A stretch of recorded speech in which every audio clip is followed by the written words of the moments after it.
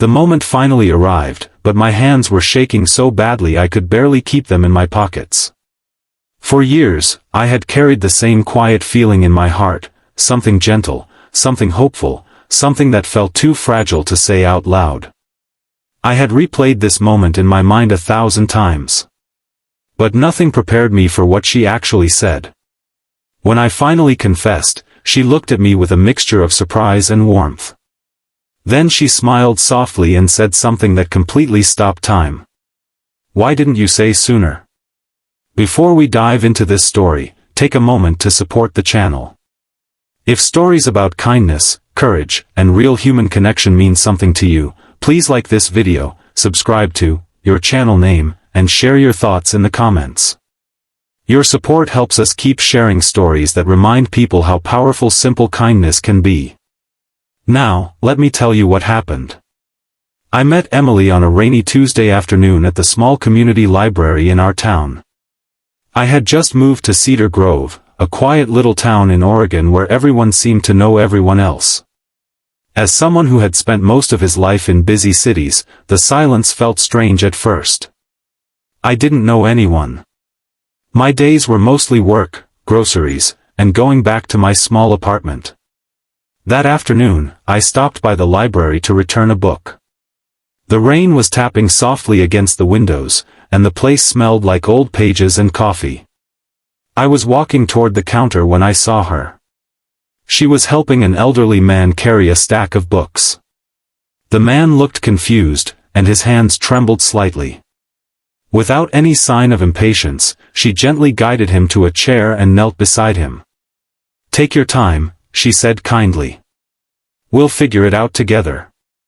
Her voice was warm, calm, and patient. That small moment stayed with me. Most people would have rushed through it. But she treated him like his time mattered. Like he mattered. When the man finally left, smiling and thanking her, she turned and caught me staring. I quickly looked away, embarrassed. She laughed softly. "First time here?" she asked. That was the first conversation we ever had. Her name was Emily, and she worked part-time at the library while finishing her graduate degree in social work. Over the next few weeks, I started visiting the library more often than I needed to. At first, I told myself it was for the quiet place to read. But if I was being honest, it was because of her. Emily had a way of making everyone feel comfortable. Kids loved her story times. Older visitors stayed longer just to chat. Even the grumpy regulars seemed softer when they talked to her. She remembered people's names. She remembered their stories. One afternoon I asked her why she chose social work. She shrugged gently and said, "Because kindness shouldn't be rare." That sentence stuck with me. We slowly became friends. Nothing dramatic. Just simple things. Coffee after the library closed. Walking through the park. Helping her carry donated books to the community center. She told me about her dream of opening a support center for families who were struggling. I told her about leaving my stressful job in Chicago and wanting a quieter life. Being around her felt peaceful. But there was one problem. I liked her. More than a friend. And that terrified me. Because Emily was the kind of person who seemed to belong everywhere. She had friends, purpose, confidence. Meanwhile, I still felt like the new guy in town who hadn't quite figured things out. So I kept my feelings quiet. Months passed. Then one winter evening changed everything. The library was closing early because of a snowstorm. Most people had already gone home, and Emily was gathering books near the entrance. When we stepped outside, the snow had already covered the streets in a thick white blanket. "My car won't start," she said, laughing nervously. We tried a few times, but the engine refused to turn over. "My apartment isn't far," I said. "You can wait there until the road's clear." She hesitated for a moment, then nodded. The walk was quiet, our breath turning into little clouds in the cold air. Inside my apartment, I made hot chocolate while she sat near the window watching the snow fall. "You're lucky," she said. "Lucky?" "Yeah," she smiled. "You live somewhere peaceful." I laughed. "You're the one who taught me that peaceful can be good." She looked at me thoughtfully but didn't say anything. That night we talked for hours. About childhood memories. About mistakes we'd made. About dreams we were still chasing. And somewhere in the middle of that conversation, I realized something important. Emily didn't just talk about kindness. She lived it. She volunteered at shelters. She helped neighbors with groceries.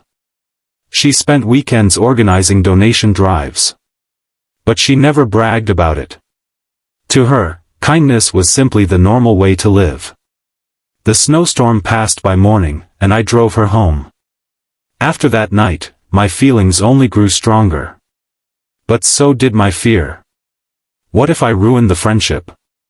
What if she didn't feel the same? So I waited. And waited.